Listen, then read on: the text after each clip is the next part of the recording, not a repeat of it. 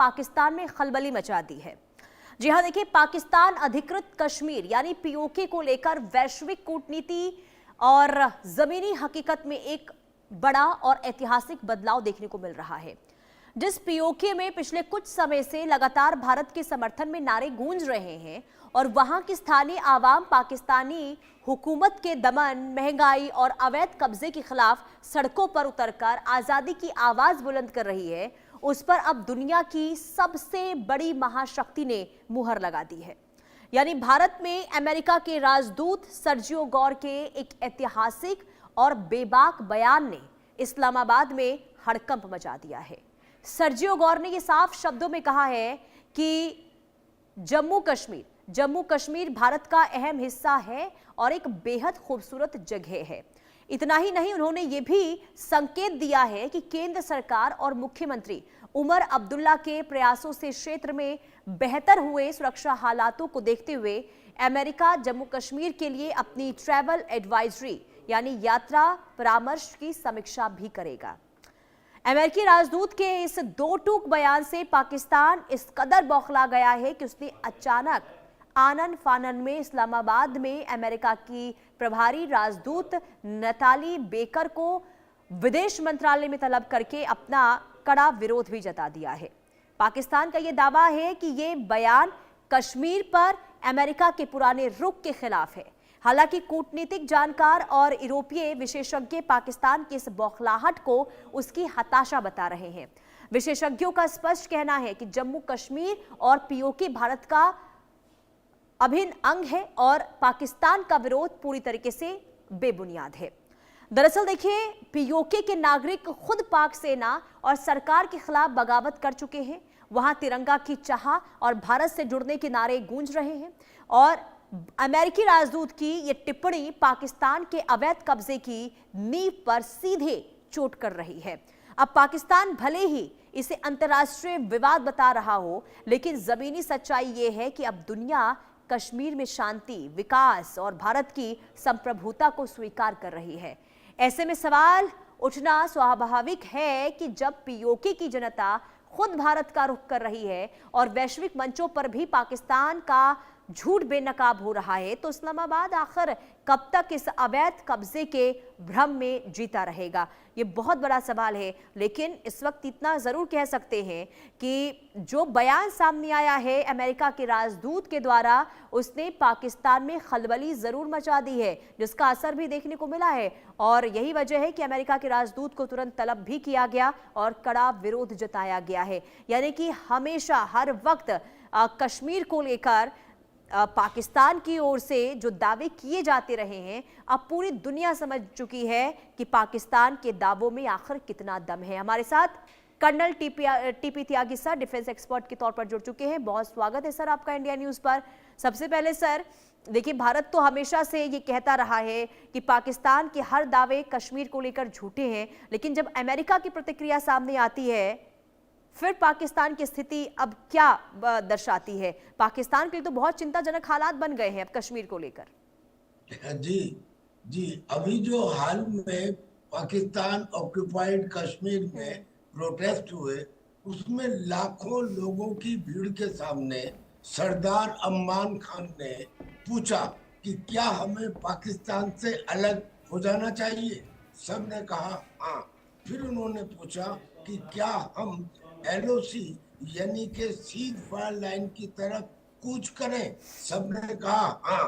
फिर उसने पूछा कि जब हमारे रोटी, कपड़े, मकान का ठीक से इंतजाम नहीं हो रहा, तो क्या हमें रजौरी से, पुंछ से, डोडा से, हिंदुस्तान से मदद मांगनी चाहिए? सबने कहा हाँ। यानी यूनाइटेड नेशंस ने क्या कहा था? उनके रेजोल्यूशन में यह था कि कश्मीर के मुद्दे को वहां के लोगों की एस्पायरेशंस को ध्यान में रखते हुए सुलझाना चाहिए। अब कश्मीर के लोगों की एस्पायरेशन, जो हिंदुस्तान का कश्मीर है, वो तो ऑलरेडी बहुत खुश है। वहां तो पुराने पड़े हुए पिक्चर हॉल भी आज की तारीख में खुल गए हैं और लाल चौक के ऊपर तिरंगा झंडा बड़ी शान के साथ फहराया जाता है। और जो पाकिस्तान ऑक्युपाइड कश्मीर है, वहां के लोग इस कश्मीर से मिलना चाहते हैं।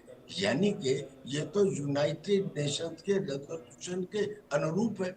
अब पाकिस्तान चिल्ला रहा है, पाकिस्तान चिल्ला रहा है कि साहब देखिए, ये जो हिंदुस्तान में अमेरिका के राजदूत हैं जनाब गौर साहब, इन्होंने तो पाकिस्तान जम्मू एंड कश्मीर में जाके ये कह दिया कि ये बहुत खूबसूरत जगह है और ये तो हिंदुस्तान का बहुत बेहतरीन हिस्सा है, और यहाँ पे जो अमेरिका ने पाबंदी लगा रखी थी अपने लोगों को भेजने के लिए, टूरिज्म के लिए, मैं तो कहूंगा कि वो पाबंदियां भी हटा दी जाए। इससे पाकिस्तान बौखला गया। अब पाकिस्तान के बौखलाने से कोई फर्क नहीं पड़ता जी। जियो पॉलिटिक्स के अंदर आखिरी आखिरी जो फैसला होता है वो दुनिया की ताकतों का ही होता है। यानी कि जो अमेरिका के इस राजदूत ने कहा है वही सच है।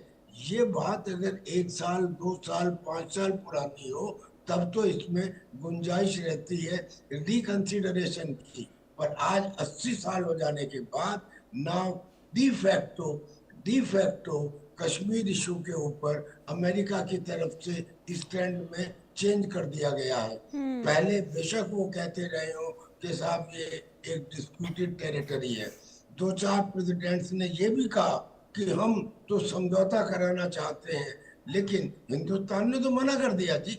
1971 में उनके 93,000 सिपाहियों को वापस करने के बाद हमने समझौते में मेन पॉइंट यही रखा था कि आज के बाद में हमारा कोई भी बाइलेटरल इशू बाइलेटरली ही रिजॉल्व किया जाएगा, किसी तीसरी पार्टी को इंटरवीन नहीं किया जाएगा। और यही बात हमने 1999 में लाहौर डिक्लेरेशन के अंदर भी दोहराई कि हम किसी तीसरी पार्टी को इन्वॉल्व नहीं करेंगे। लाख कोशिश कर ली पाकिस्तान ने जब ये ऑपरेशन सिंदूर हुआ, उसके बाद में अमेरिका से इंटरवीन करने की, लेकिन हिंदुस्तान ने दो टूक कह दिया, नो। पाकिस्तान सर, और ये स्थिति पाकिस्तान की इस वक्त ये समझ आ रही है कि ना घर का है ना घाट का, क्योंकि अमेरिका की उसने इतनी चाटुकारिता की और उसको ये लगा कि जितनी चाटुकारिता वो कर रहा है उससे अमेरिका फायदा पहुंचाएगा। लेकिन अब कहीं ना कहीं जब सर्जियो गौर का ये बयान सामने आता है और ये तक कह दिया गया कि कश्मीर बहुत खूबसूरत है, अब ट्रैवल एडवाइजरी यहाँ पर अमेरिका जारी करेगा, भारत का हिस्सा कश्मीर को बताया गया, तो ऐसे में ये समझ सकते हैं कि रातों की नींद उड़ गई होगी पाकिस्तान के सरकार और वहां की सेना प्रमुख। जी हाँ, इसे ही कहते हैं वेव। यानी कि कभी आप क्रेस्ट पे होते हैं और कभी आप ट्रफ पे आ जाते हैं। अब ये पाकिस्तान अपने आप को ये समझ रहा था कि मैं तो शायद दुनिया का सबसे ज्यादा इम्पोर्टेंट देश हूँ। किस वजह से? पहले तो इस वजह से कि उनके जो वो जनाब फील्ड मार्शल है मुनीर साहब, उनको डोनाल्ड ट्रंप ने एक अपने भोज पे बुला लिया। फिर उसके बाद दोबारा उन्होंने उनको भी और उनके प्राइम मिनिस्टर शहबाज शरीफ को भी वहां पर बुला लिया। फिर उसके बाद ईरान और अमेरिका के बीच में युद्ध में मीडिएशन में भी पाकिस्तान ने अपनी टांग अड़ा दी और वो मीडिएशन करवाने लगा। और फिर उसके बाद जब सऊदी अरेबिया, टर्की और पाकिस्तान का एक सो कॉल्ड इस्लामिक पैक्ट हुआ, तब तो पाकिस्तान का हौसला 7वें आसमान पे पहुंच गया। वो समझने लगा कि मैं जो कहूंगा वही माना जाएगा।